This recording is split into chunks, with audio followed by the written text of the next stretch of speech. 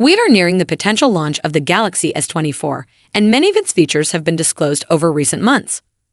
Rumors suggesting Samsung's use of a titanium alloy frame for the Galaxy S24 Ultra seem increasingly credible, with a new report from South Korea supporting this information.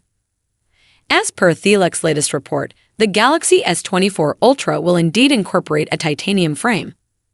This feature appears to be exclusive to the Galaxy S24 Ultra within the lineup, although there's potential for Samsung to expand this attribute to more models in the future.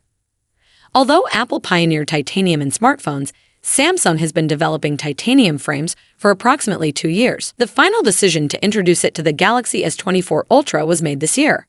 Samsung is reportedly collaborating with various Chinese suppliers at its Vietnam plant for the production of these titanium frames. Partnerships have been formed with Chinese company Solomon and South Korean firm KH Vaidek for this purpose. Titanium, being stronger than aluminum and lighter than steel, presents challenges in cutting and finishing due to its hardness. Consequently, the yield rate of titanium is lower, potentially leading to increased costs.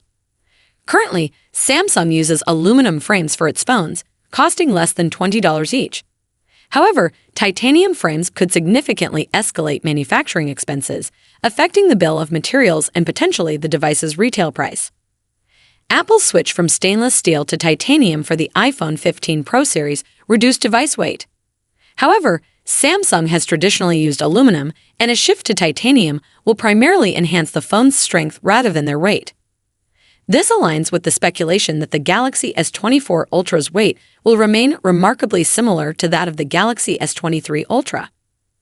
Additionally, the Galaxy S24 Ultra will opt for a flat screen rather than one with curved edges on its right and left sides.